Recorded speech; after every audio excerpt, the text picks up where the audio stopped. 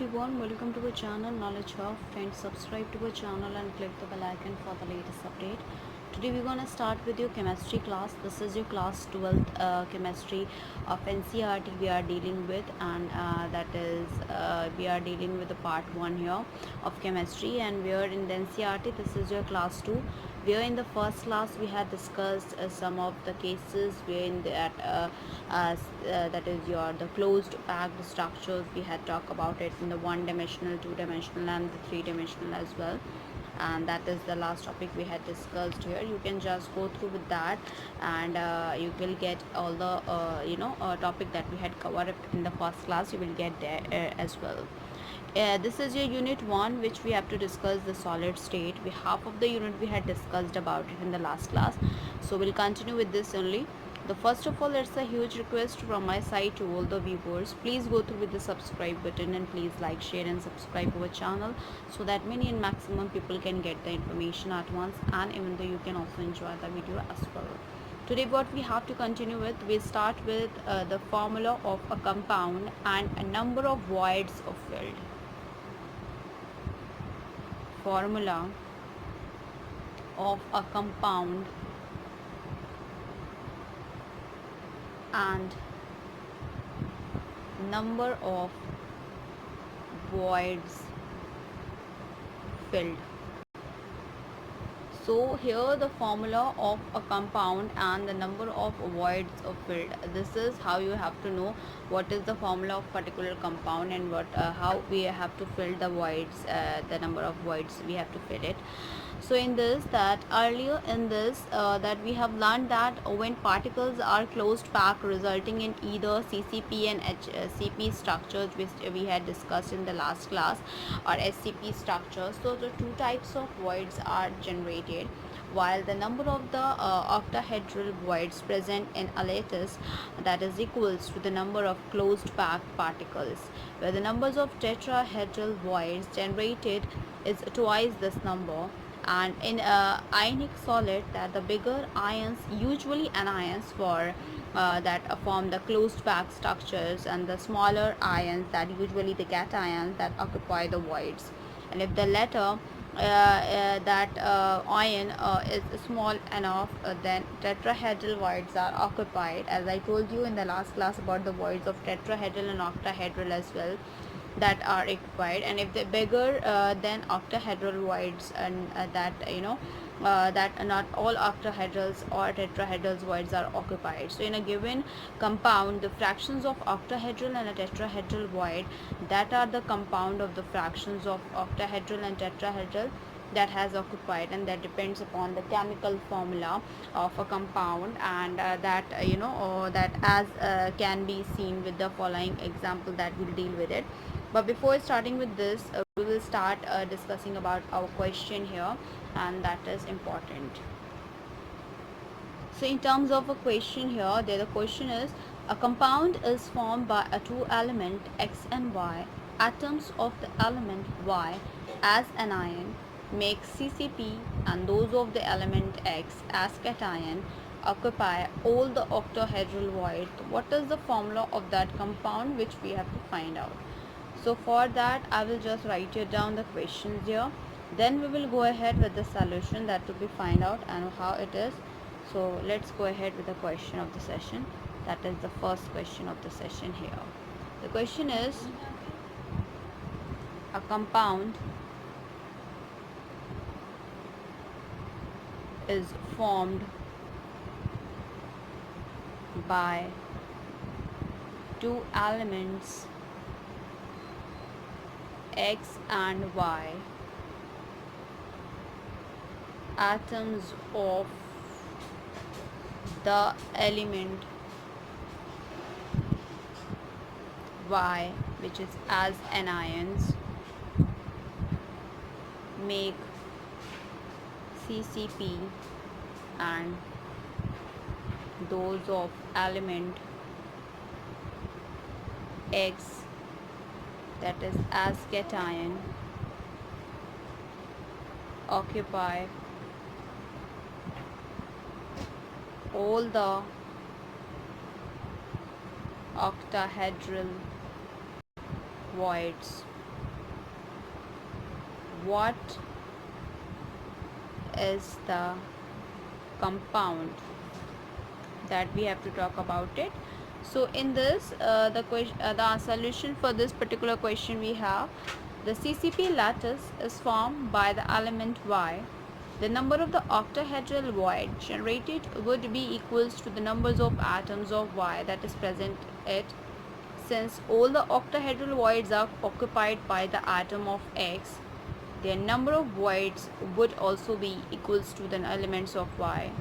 Thus, the atoms of element X and Y are present in equal numbers or 1:1, we can say that, and therefore the formula of the compound is X and Y. So they are in the form of 1:1. So the formula for this we have XY.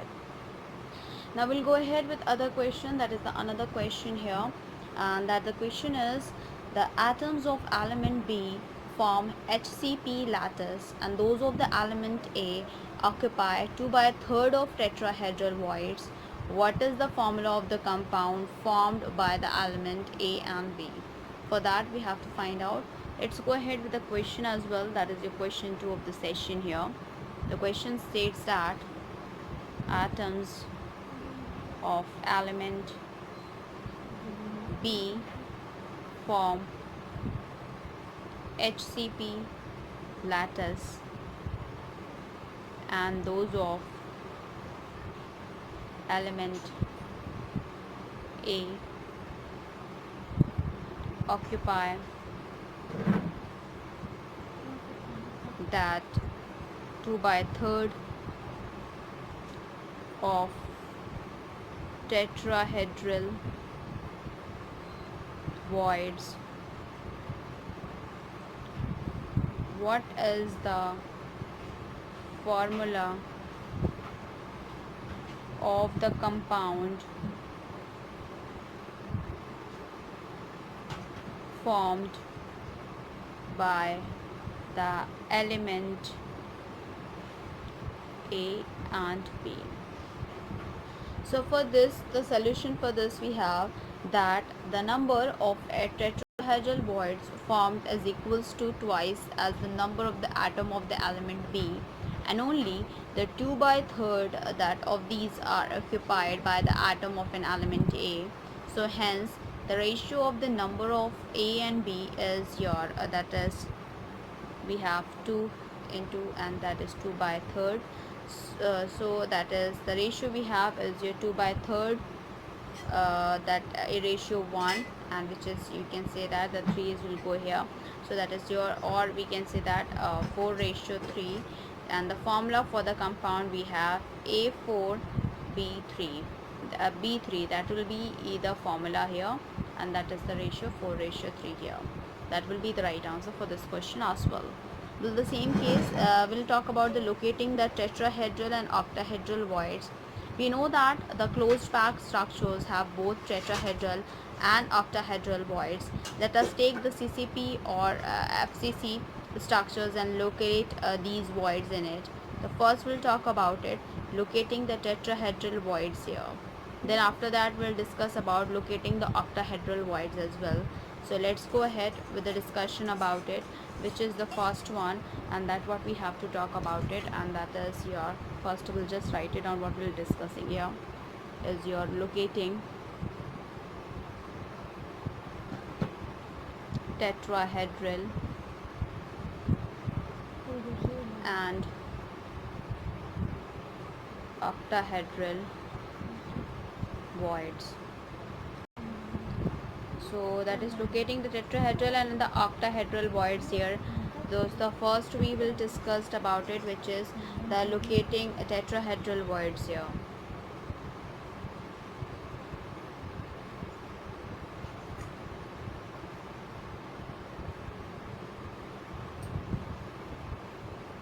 So in this, that let us consider a unit cell of CCP or FCC lattice, that the unit of the cell is divided into the 8 small cubes. Each small cube has an atom of alternate corners, that in all each small cubes has 4 atoms. When joined to each other, they make a regular tetrahedron. Thus there is one tetrahedron void in each small cube and 8 tetrahedron voids in total. Each of 8 small cubes have one void in 1 unit of CCP structure. We know that CCP structure has 4 atoms per unit cell. Thus, the number of the tetrahedral void is twice the number of the atoms as well. Now we will discuss moreover related to that, which is the second one, that is locating the octahedral voids.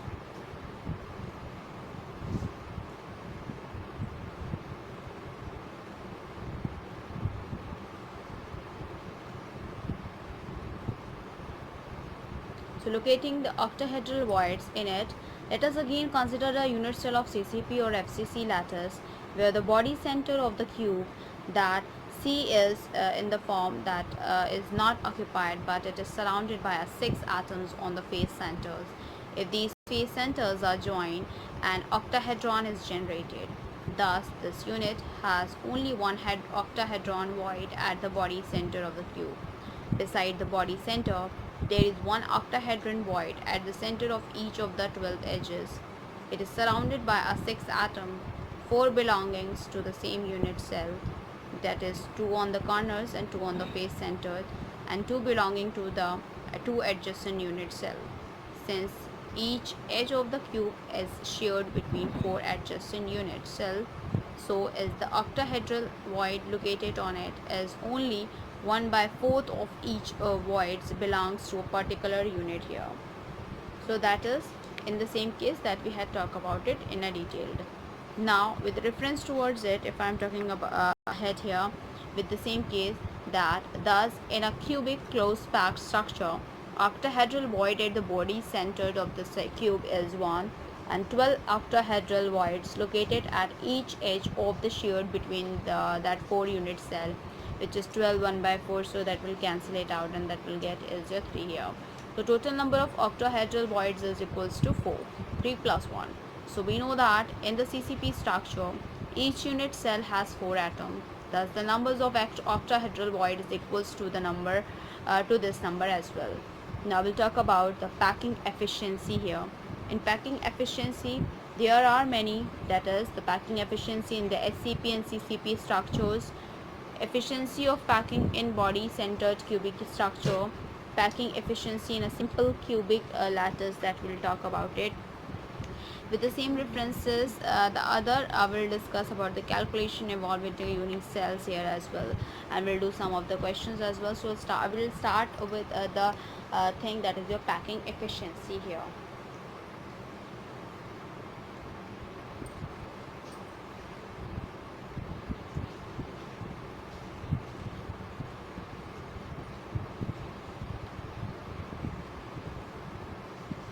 So in packing efficiency, that is what we have to talk about it.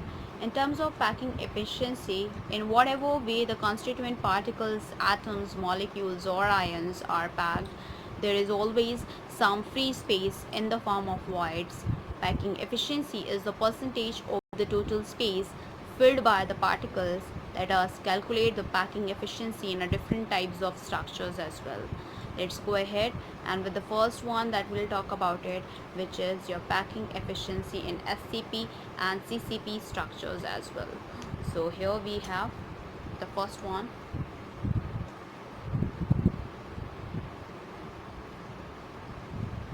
Packing efficiency in HCP and CCP structure. So in this, the both types of closed packing, SCP and CCP, are equally efficient. Let us calculate the efficiency of packing in CCP structures. That let it the unit cell edge, that is length A at a face diagonal, which we have AC, and that is of which will let us B as well. So in that, in triangle ABC, where AC square is equals to B square, which is equals to BC square plus AB square, that is equals to A square plus A square, and that is equals to 2A square. Or now for that we'll find out for the B as well. So with the same case, when we are going to find out the b here, which is b equals to under root 2a, and if here that is the r is the radius of the sphere, then we'll find out which is b equals to 4 pi, and that is equals to under root 2a. In the same case, or we can say that a equals to 4r upon under root 2, and that is equals to 2 under root 2r.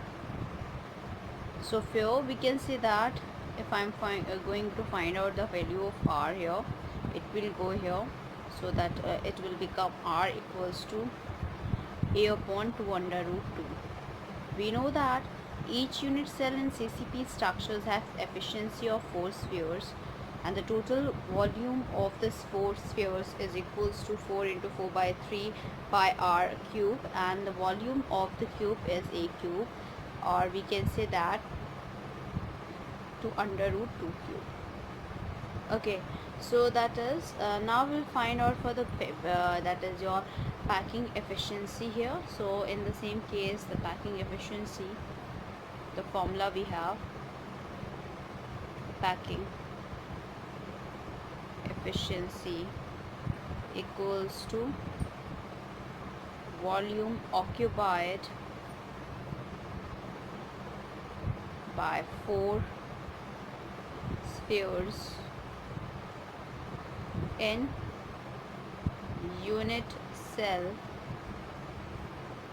multiplied by 100 upon total volume of the unit. So this is a formula here, and when we're putting it out into a value here, what will it will give is equals to 4 into 4 by 3 pi r cube into 100 upon 2 under root 2 r cube percent. So packing efficiency of this, when we'll find it out, we'll get 16 by 3, and 4 is multiplied by it. 4 4s are 16, 4 3s are 12, so that 3 remains same. 4 4s are 16, so for that is 16 by 3 pi r cube into 100 upon 16 under root 2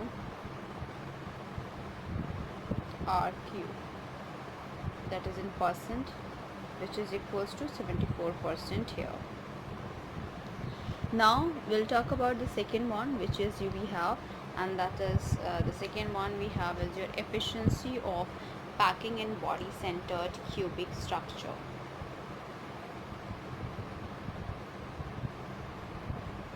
Packing efficiency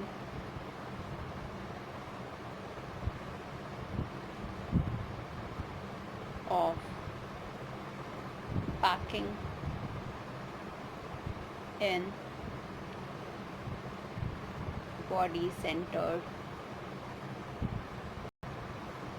cubic structure. So for this, here as you can see that it is clear that the atom at the center will be in touch with the other two atoms diagonally arranged in triangle EFD, that it makes b square equals to a square plus a square, which is equals to 2a square, and where b equals to under root 2a. So now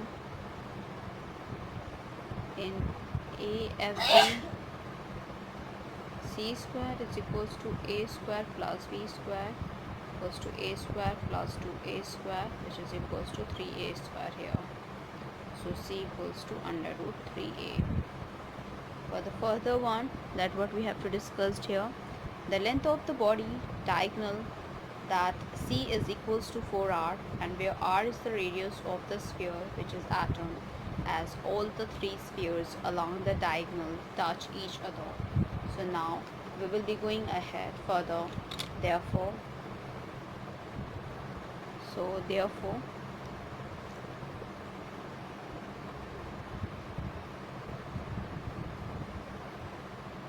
under root 3a equals to 4r, where a equals to 4r by root 3.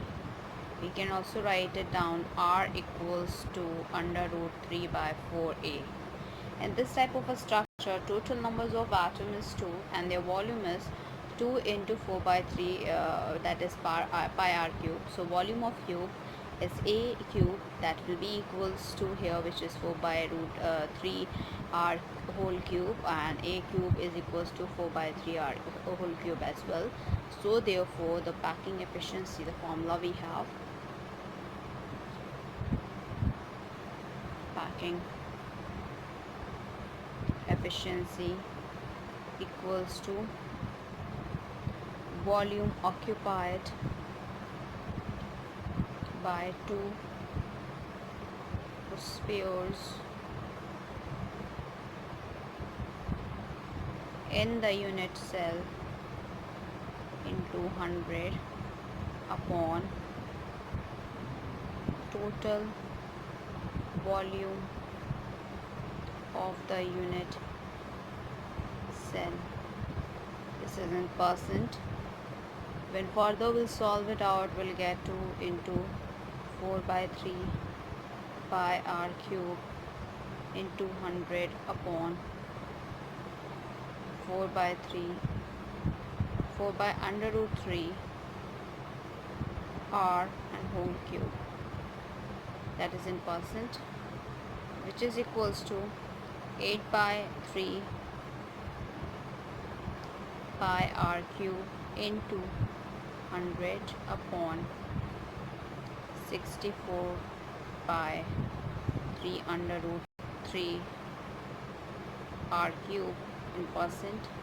Then we'll multiply it by this and equals to, which is equals to 68%. That will be the answer here for the 68%, that is for the efficiency of packing in body centered cubic structure as well. Now we'll go ahead with the third one that we have to talk about it, which is your packing efficiency in a simple cubic lattice. The third,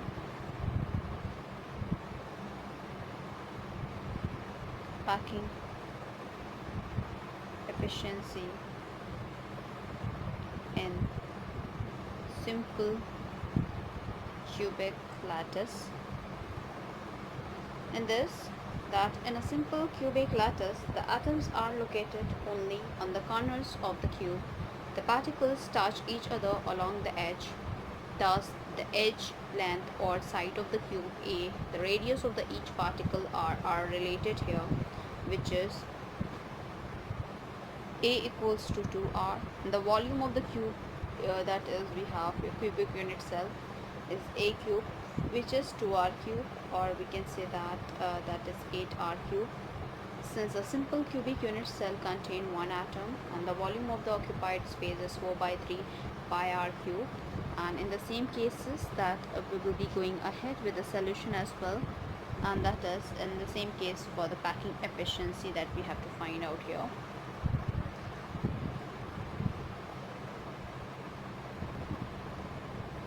Packing efficiency equals to volume of an atom upon volume of cubic unit cell into 100%, which is equals to 4 by 3 pi r cube upon 8 pi r cube into 100 equals to pi by 6 into 100, and that is equals to 52.36%, and that is the answer here. Or we can say that we'll round off to 52.4% here. So thus we may conclude that here CCP and SCP structures have maximum packing efficiency. Now we will go ahead with other one, that what we have to talk about it, which is the another topic, and that we have to discuss here, which is the calculation involving the unit cell dimensions here. So in the same cases we will be going ahead here, and that we have to discuss here. So here we go ahead to discuss about it, which is the calculation involving a unit cell dimensions here.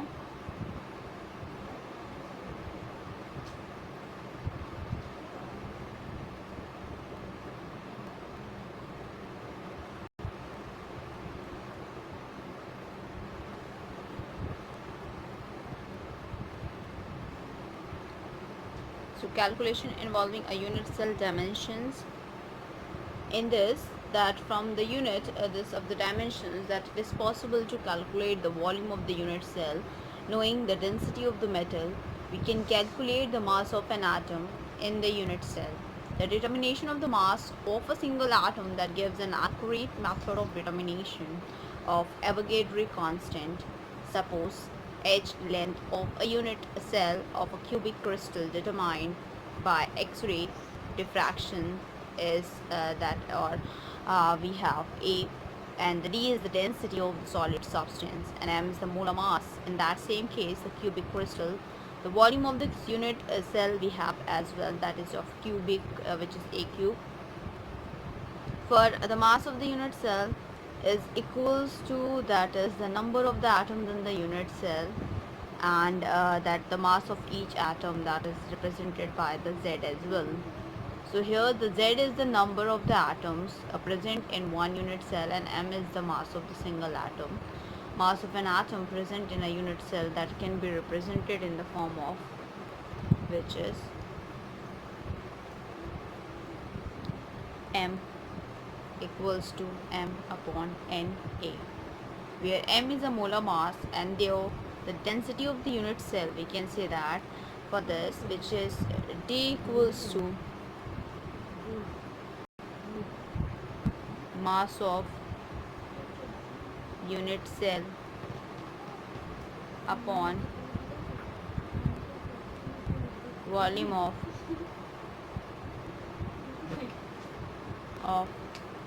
unit cell, and that is which we can represent it in the form of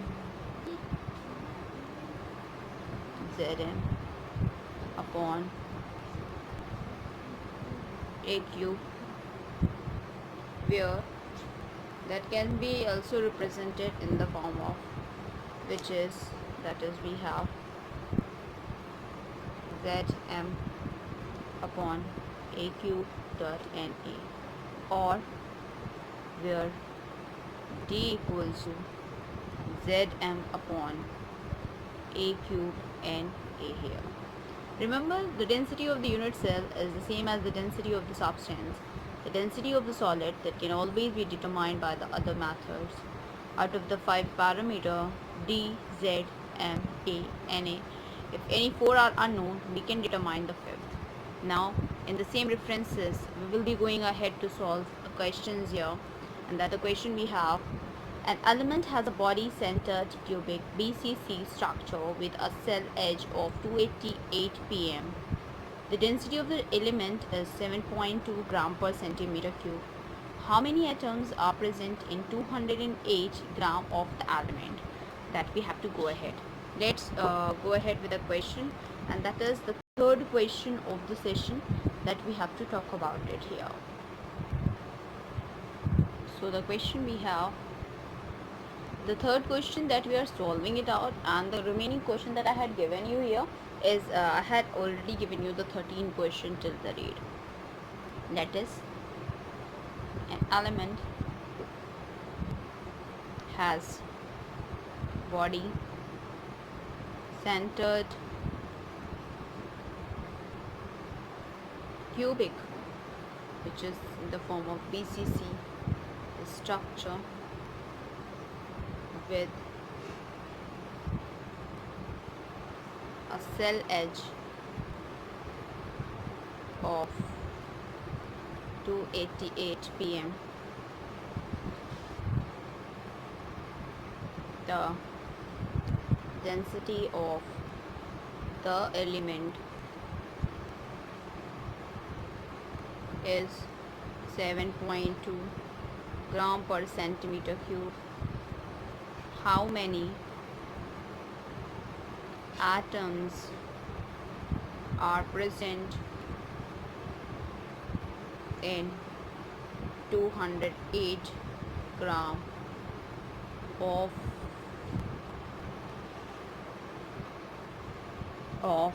here, that is the element that we have to solve it out here. Let's go ahead with the solution so that we will get it out as well, and that we have as follows.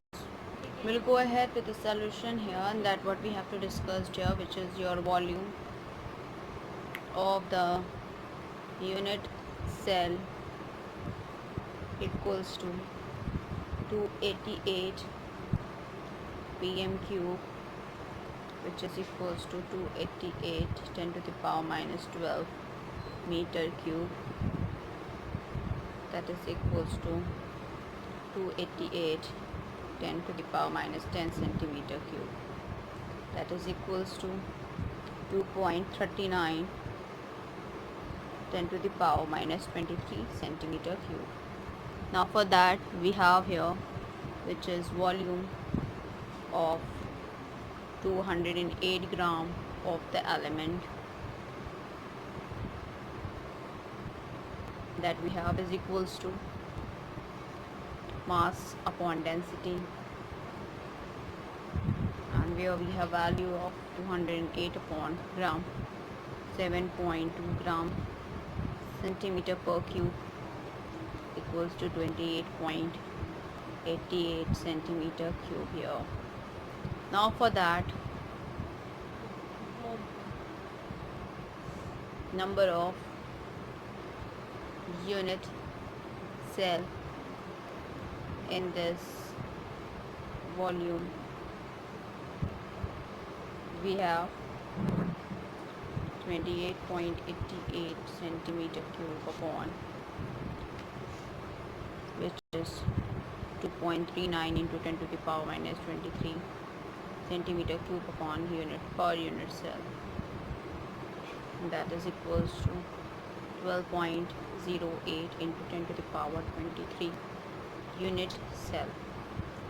Since each BCC cubic unit cell contains 2 atoms, so therefore the total number of atom in 208 gram, which is equals to 2 atoms per unit, into 12 into 0.08 into 10 to the power 23 unit cells, so that is equals to 24.16 into 10 to the power 23 atoms here. Now we'll go ahead. Now we'll talk about the fourth question of the session here as well. The question is, X-ray diffraction studies shows that the copper crystalline in an FCC unit cell with cell edge of 3.608 into 10 to the power minus 8 centimeter. In a separate experiment, copper is determined to have a density of 8.92 gram per centimeter cube. We have to calculate the atomic mass of copper here. So for that, the question I will be writing it out. X-ray diffraction studies show that copper crystallizes in an FCC unit cell with cell edge of 3.08 into 10 to the power minus 8 centimeter. In a separate experiment,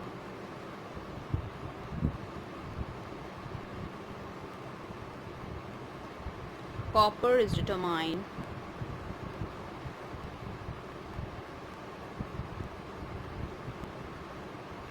to have a density of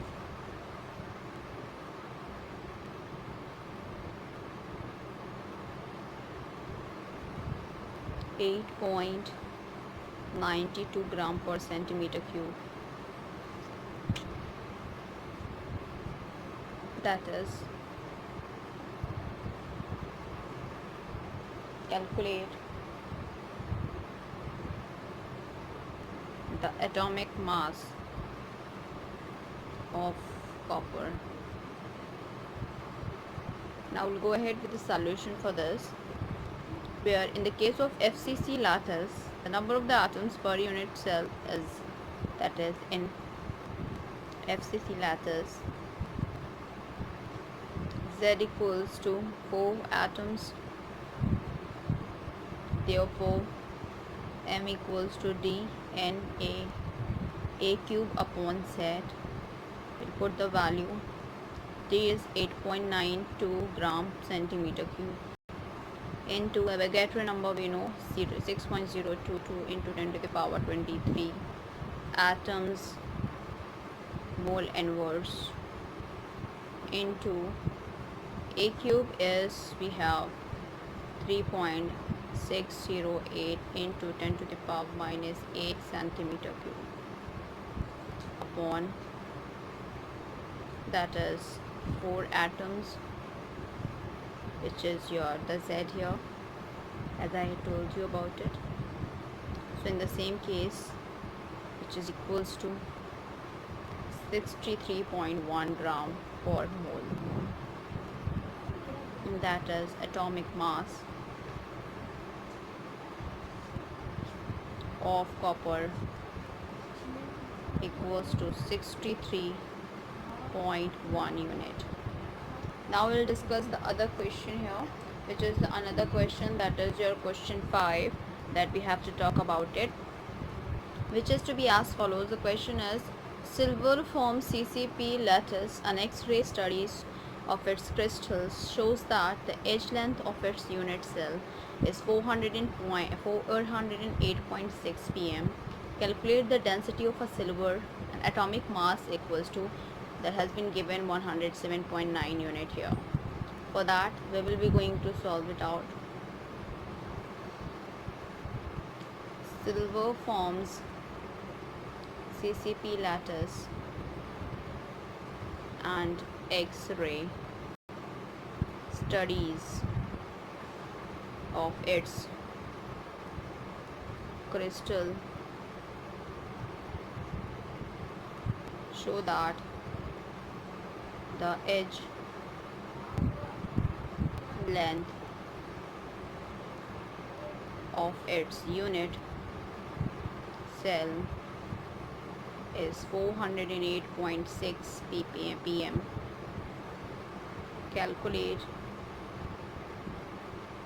the density of silver, where atomic mass equals to 107.9 unit. So here for this, the solution we have as follows, like since the lattice in CCP, the number of the silver atoms per unit cell, that is your Z equals to 4, molar mass of silver,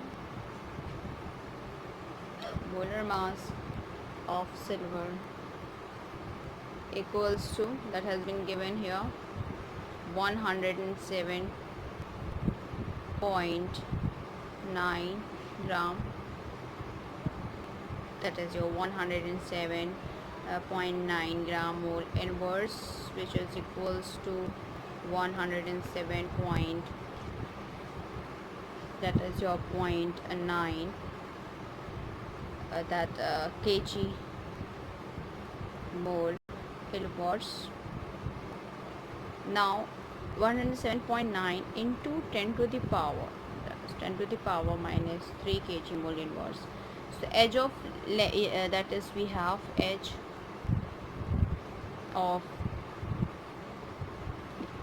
length of unit cell equals to A, which is equals to 408.6 pm, and that is equals to 408.6 into 10 to the power minus 12 m. Now for that sake, the formula we have the density for density, which is D equals to Zm upon A cube Na. We'll put the value 4 into 107.9 into 10 to the power minus 3 kg mole inverse upon 408.6 into 10 to the power minus 12 meter, that is cube, into 6.022 into 10 to the power 23 mole inverse,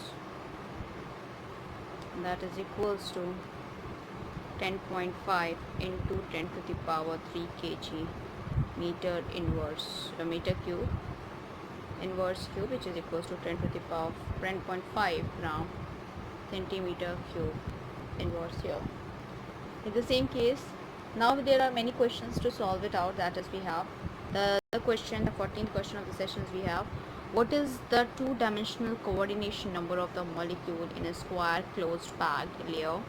The other is, a compound form hexagonal closed packed structure. What is the total number of voids in 0.5 moles of it, and how many of these are tetrahedral voids here? Now, with reference towards it, the other question we have is, a compound is formed by two elements M and N. The element N forms CCP and atoms of M occupies 1/3 of the tetrahedral void. What is the formula of the compound? That what we have to find out. Other is, which of the following letters has the highest packing efficiency? The first is simple cube, second is body centered cubic, and the third is hexagonal closed packed lattice. You have to find out for each, and then after that you have to tell me in the comment section. The other we have is your next 18th question. An element with a molar mass of 2.7 into 10 to the power minus 2 kg mole inverse forms a cubic unit cell with edge length 405 pm, and that is, if its density is 2.7 that into 10 to the power 3 kg meter cube, what is the nature of the cubic unit cell as well?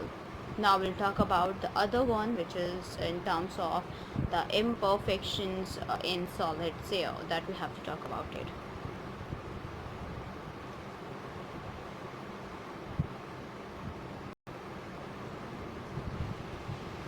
Imperfections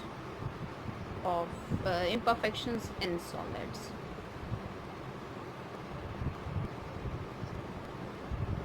So in imperfections in solids here, in this, although the crystalline solid have a short range as well as a long range order in an arrangement of their constituent particles, yet crystals are not perfect, and usually a solid consists of an aggregate of large number of small crystals. These small crystals have defects in them, and these happens when crystallization process occurs at fast or moderate rate. Single crystals are formed when the process of crystallization occurs at the extremely slow rate. Even these crystals are not free of defects. The defects are basically irregularities in the arrangement of the constituent particles.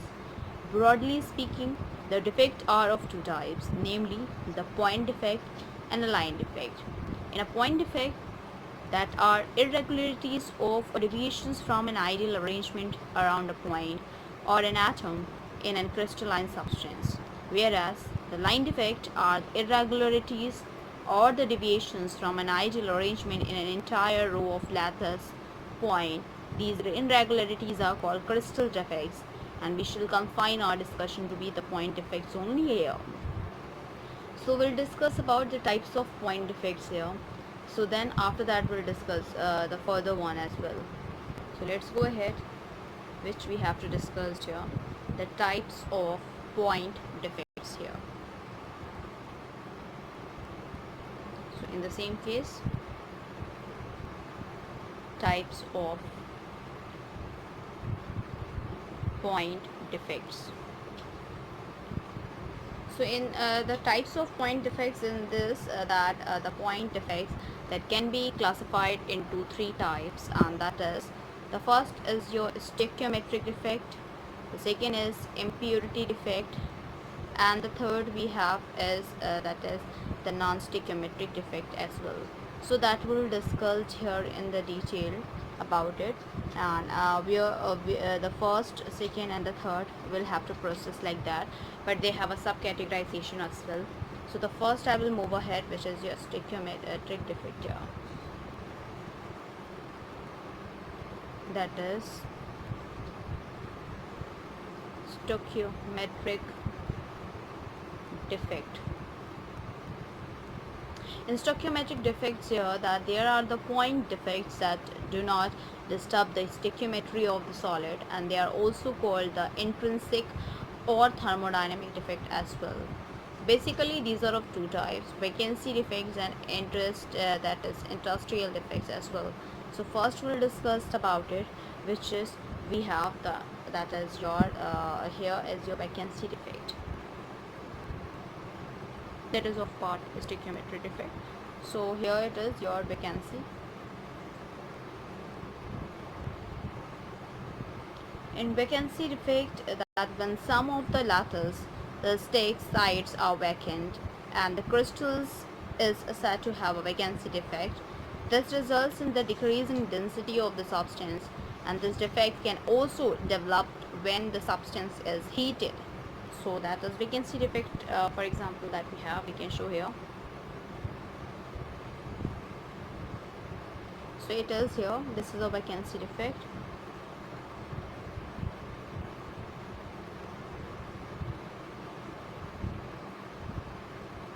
These square parts are the vacant here, so that comes under known as vacancy defect here. Now we'll talk about the second one, which is your that is interstitial, that is industrial status defect here. Interstitial defect. In interstitial defect here, when some constituent particles, atoms or molecules occupy an interstitial site, the crystal is said to have an interstitial defect here. In this, that we can say this defect increases the density of the substance as well. Where vacancy and interstitial defects are explained above, that can be shown by a non-ionic solid. Ionic solid must always maintain the electrical neutrality rather than simple vacancy or interstitial defects. They shows these defects as Francos and SOLUTI defect as well. In the same case, we'll discuss the Francos and defects as well as the SOLUTI defect as well. Before starting with that, we will just go ahead with the interstitial defects, where we have some of them with an extra that we have, and that it can be like that if they are in the order of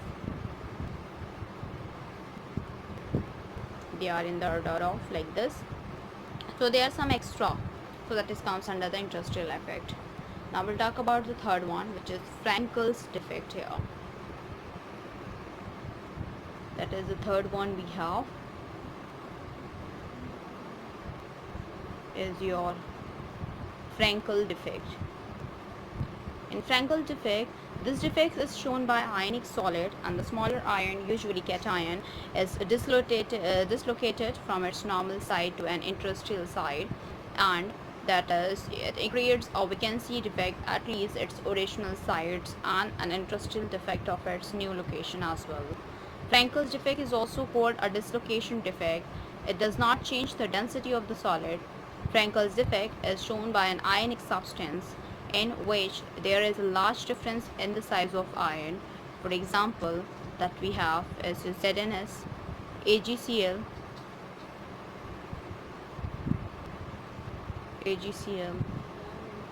AgBr, and AgI, due to the small size of Zn2 plus or Ag plus ions. Now we'll talk about the another one, which is the fourth one, that is known as Schottky effect. Schottky defect. In Schottky defect here, which is, it is basically a vacancy defect in ionic solid. In order to maintain the electrical neutrality, the number of the missing cations and anions are equal here. Where in the same cases here, like sample vacancy defect, Schottky defect also decreases the density of the substance, where the number of such defects in an ionic solid is quite significant. For example, in NaCl there are approximately 10 to the power 6 Schottky pairs per centimeter cube at a room temperature. In 1 centimeter cube there are about 10 to the power 22 ions. Thus, there is one Schottky defect per 10 to the power 16 ions. Schottky defect is shown by an ionic substance in which the cation and anions that are almost similar sizes. For example, for this we have is your NaCl, KCl, CaCl and AgBr. It may be noted that AgBr shows both Francos as well as Schottky defect as well. We'll talk about the second type, which is we have impurity defect.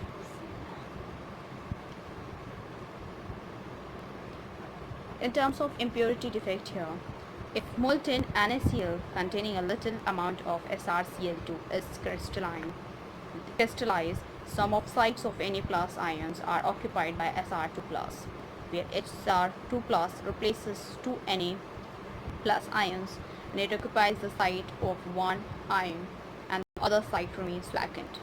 The cationic vacancies thus reduced are equal in numbers to that of Sr2 plus ions, and another similar examples is the solid solutions of CdCl2 and AgCl and AgCl that we have. So in the same cases, the third categorization we'll talk about it, which is the C1 is your non-stoichiometric defect.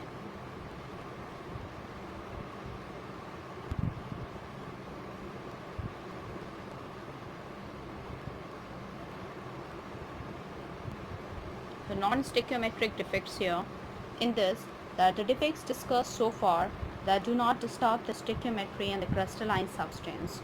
However, a large numbers of non-stoichiometric inorganic solids are known, which contain the constituent element in non-stoichiometric ratio due to the defects in their crystal structures. These defects are of two types. The first is your metal excess defect and a metal deficiency defect that we have to talk about it. So metal excess defect and metal deficiency defect here. Metal excess defect. So here that is so metal excess defect here, which is we have to talk about it, and that is in the metal excess defect here. Metal excess defect due to the anionic vacancies, and that is that alkali halides that like NaCl and KCl that shows this type of a defect here. When crystalline of NaCls are heated in an atmosphere of soft sodium vapors, the sodium atoms are deposited on the surfaces of the crystal and the Cl ions diffuses to the surface of the crystal and combine with Na atoms to give NaCl. This happens by the loss of electron by sodium atom to form Na plus ion. The release that electrons diffuses into the crystals and occupy anionic sites. As a result, the crystals now has an excess of sodium. The anionic site occupied by unpaired electrons are called F centers from the German word that is your Farben-Center for color center as well. They impart yellow color to the crystal of NaCl. The color results by excitations of these electrons when they absorb energy from the visible light falling on the crystals. Similarly, excess of lithium makes LiCl crystal pink and excess of potassium makes KCl crystal violet, or that is your lilac here. Here the metal excess defects due to the presence of the extra cations or the interstitial sites. Zinc oxide is white in color at room temperature. On heating, it loses oxygen and turns yellow. As you can see here with the same cases that what we have to talk about it, which is ZnO. When we are heating it, what it will give? Zn2 plus 1 by 2 O2 plus 2 electron. For this we have an example as I told you about in the starting here, which is we have this example as your like NaCl and your KCl. Okay, for the same case, now there is an excess of zinc in the crystal and its formula becomes Zn, that is your 1 plus XO, and the excess of Zn2 plus ions moves to the interstitial sites and the electrons to the neighboring interstitial site as well. We'll talk about the second category of this, that is the first we have. And in the same case, the second category, the first we have is metal excess defect, and the second we have is your metal deficiency defect here.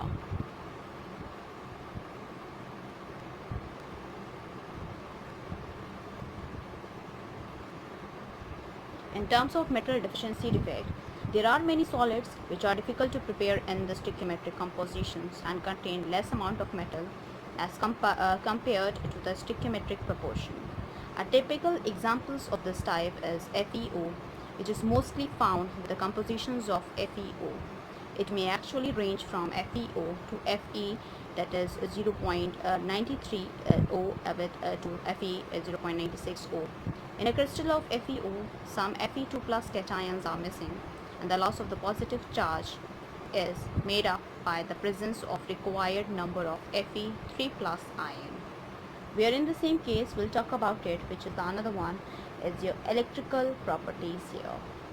We'll go ahead, and that is the other one, that is another topic, which is electrical properties.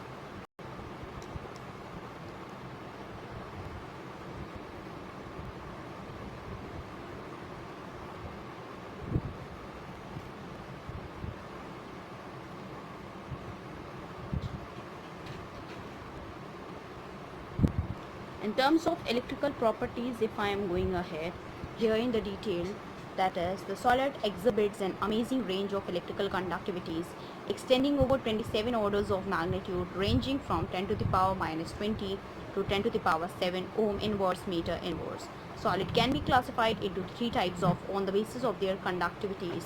The first we have is your conductors.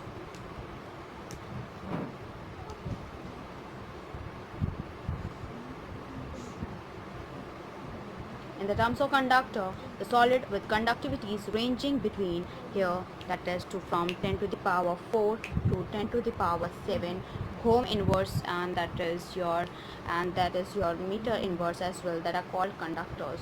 Metals have conductivities in the order of 10 to the power 7 ohm inverse, and that are a good conductor here as well. We'll talk about the second one we have, that is the second one we'll talk about it, which is here is your insulator.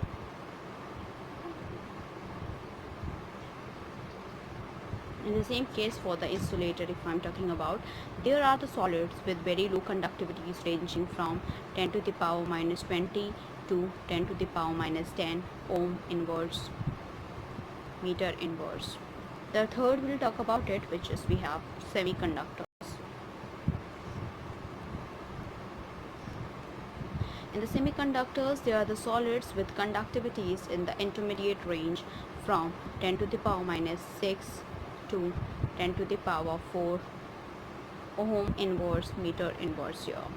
Now we'll talk about the another one that we have to talk about it, which is the conduction of electricity in metals.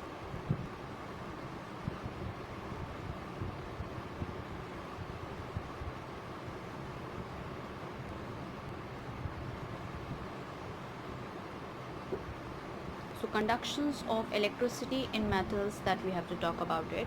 A conductor may conduct electricity through movement of electrons or ions. Metallic conductor belongs to the former category of electrolyte to the latter, and the metals conduct electricity in solid as well as molten state.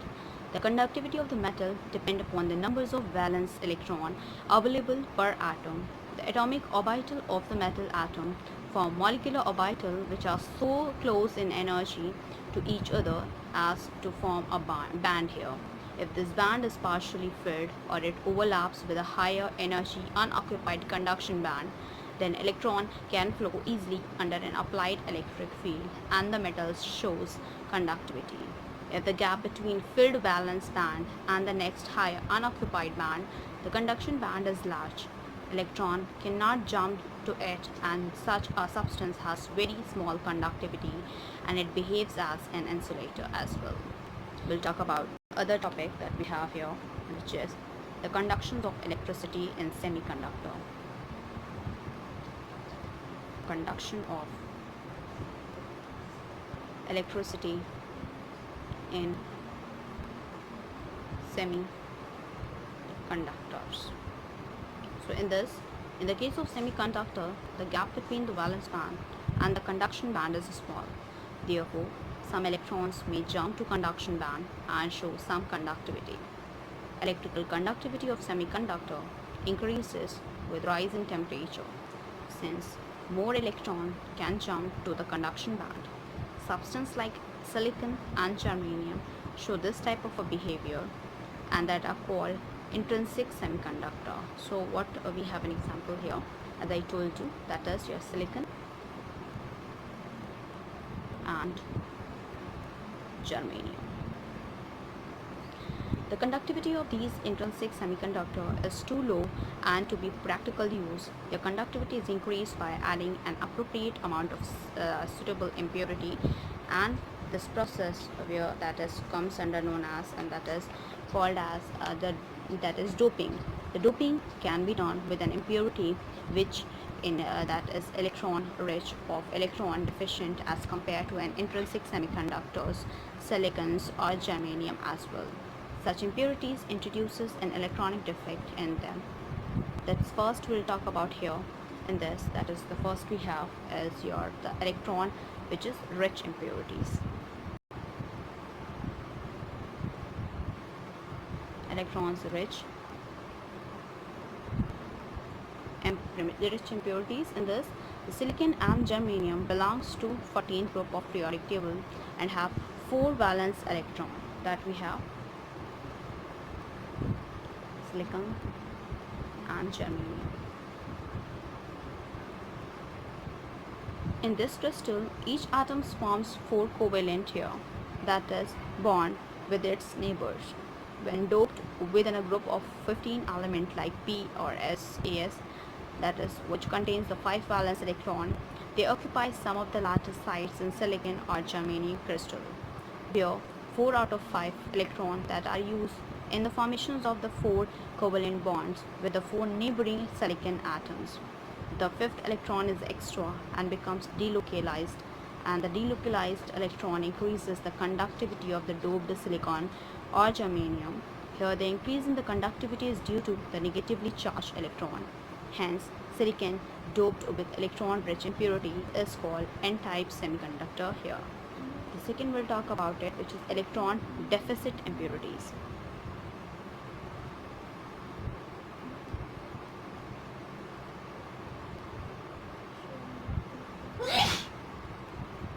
Electron deficit impurities here. Silicon or germanium that can also be doped with a group of 13 element like B, Al, Ga, which contains the 3 valence electron. The place where the 4th valence electron is missing is called electron hole or electron vacancy.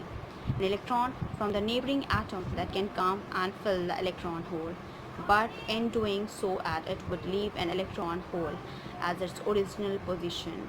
If it happens, it would appear as an electron hole has moved in the direction opposite to that of the electron that filled it. Under the influence of electric field, electron would move toward the positively charged plate through electronic hole, but it would appear as if electron holes are positively charged and are moving towards negatively charged plate. This type of semiconductors are called p-type semiconductor here. So that we'll talk about the another one, which is application of N-type and a p-type semiconductor here.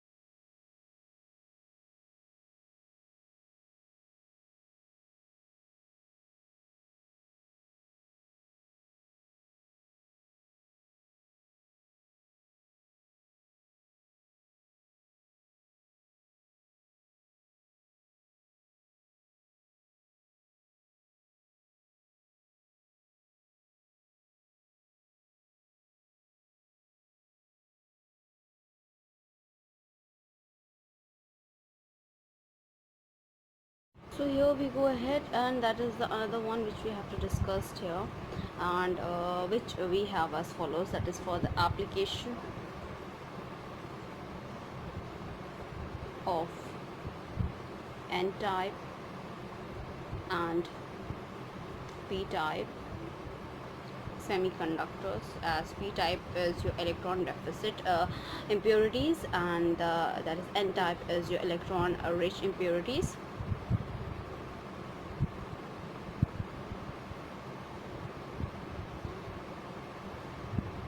So for this, the various combinations of N-type and a P-type semiconductor are used for making the electronic components. Diode is a combination of N-type and a P-type semiconductor and is used as rectifier. Transistors are made by sandwiching a layer of one type of semiconductor between two layers of the other type of semiconductor. NPN and PNP, the type of the transistors, are used to detect or amplify the radio or audio signal, where the solar cell is an efficient photodiode used for conversions of light energy into electrical energy. Germanium and silicon are a group of 14 elements and therefore have a characteristic valence of 4 and that form a 4 bond as in diamond. A large variety of solid-state material have been prepared by combinations of groups 13 and 15 or 12 and 16 to stimulate the average valence of 4 as in germanium and silicon. Typical compound of the group 13 and 15 till 13 to 15, and that is INSB, ALP, and that is GaAs, that is gallium arsenide, which is GaAs. That is the semiconductor having a very fast response and have revolutionized the design of the semiconductor devices, which we have ZNS, CDS, CDSC, and HGTE are the examples of group 12 and 16 compounds. In these compounds, the bonds are not perfectly covalent, and an ionic connector depends upon the electronegativities of the two elements here. It is interesting to learn that the transition metal oxide shows the marked differences in electrical properties. TiO and CrO2 and RiO3 behaves like metals. Rhenium oxide, which is ReO3, is like metallic copper in its conductivity and appearance, and a certain oxides like VO, VO2, VO3, and TiO3 shows the metallic and insulating properties depending on temperature. Now we'll talk about which is the another one, that is your magnetic properties we have to discuss here, and that we have is your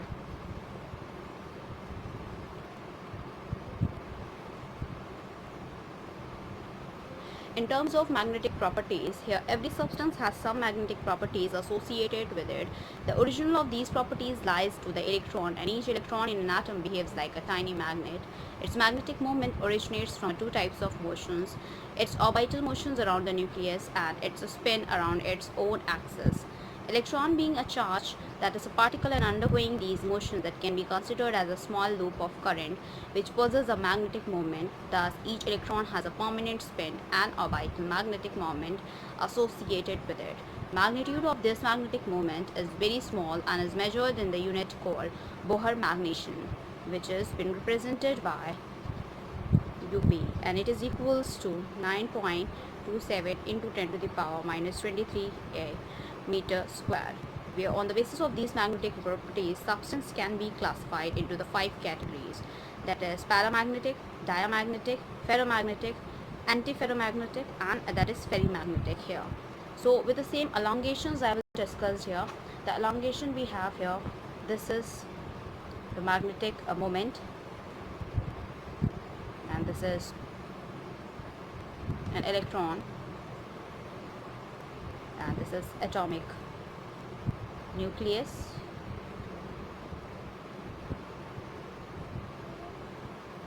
for this the other we have is this is your magnetic moment, and this is the rotation here, this is the direction of spin, and this is electron.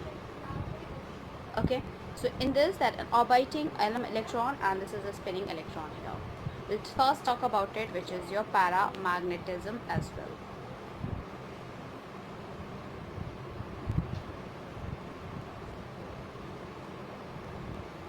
In paramagnetism, the paramagnetism substances are weakly attracted by a magnetic field, and they are magnetized in a magnetic field in the same direction. They lose their magnetism in the absence of magnetic field. Paramagnetism is due to the presence of one or more unpaired electrons which are attracted by the magnetic field, which is like O2, Cu2 plus, Fe3 plus, Cr3 plus are some examples of such substances as well. We'll talk about the another one which we have here is here, that is diamagnetism.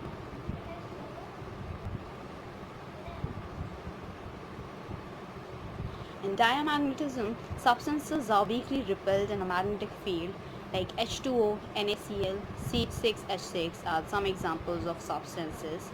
They are weakly magnetized in a magnetic field opposite direction. Diamagnetism is shown by those substances in which all the electrons are paired and there are no unpaired electrons. Pairing of electron cancels their magnetic moment and they lose their magnetic character as well. We'll talk about the third one, which is we have ferromagnetism.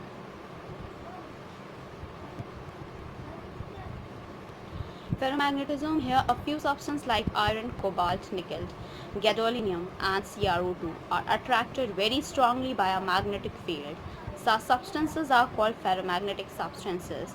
Besides strong attractions, these substances can be permanent that magnetize. In solid state, the metal ions and ferromagnetic substances are grouped together into a small region that calls the domains. Thus, each domain acts as a tiny magnet. In an unmagnetized piece of ferromagnetic substances, the domains are randomly oriented and their magnetic moments get cancelled.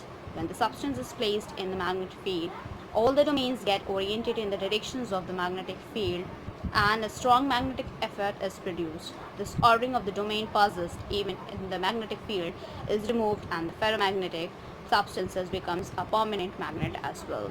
Well, the next we have, the fourth we have is your anti-ferromagnetic.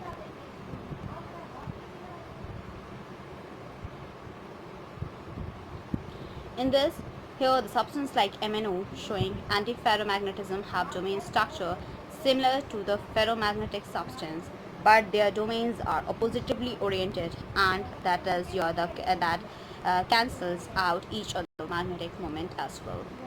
The fifth we talk about it, which is ferrimagnetism. In this, the ferrimagnetism is observed when the magnetism moment have a domain and the substances are aligned in a parallel and anti-parallel directions in an unequal numbers.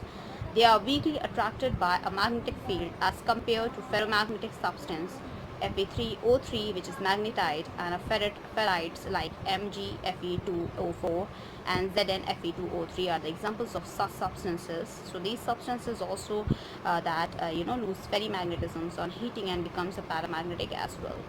So these we had discussed about it. There are some of the questions related to it, and other than that we have some summary related to this particular unit. This is unit 1 and that we'll discuss in the next coming class, and we'll surely start with the we'll start with unit 2 as well. So that will continue here for some of the questions, very important question, and as well as the unit start with the unit 2 as well. So in this what we have to cover up is the unit 1, that as I told you about the solid state.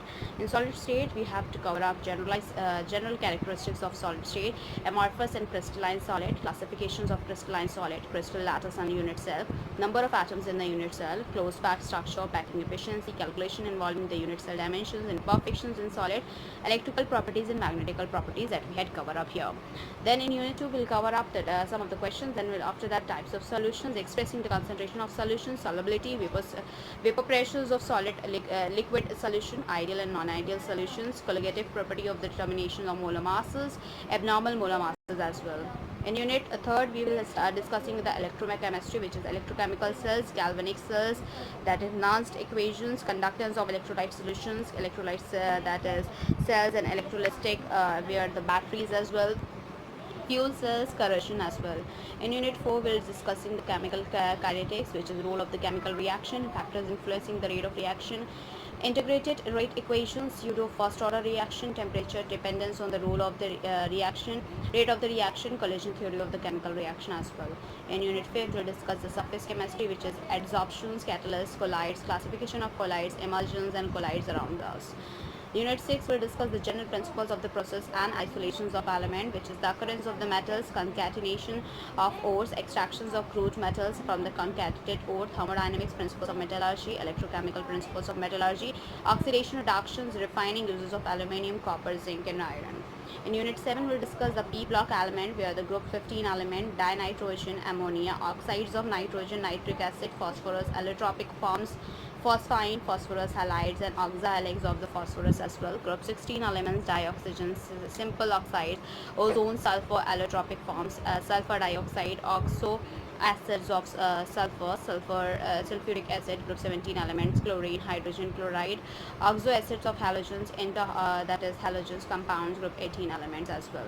In Unit 8, that is D and F block element, which is will cover up the positions in the periodic table, electronic configurations of the D block element, general properties of the transition element of D block, some important compounds of the transition element, the lanthanides and the actinides, and some applications of the D and F block elements here as well.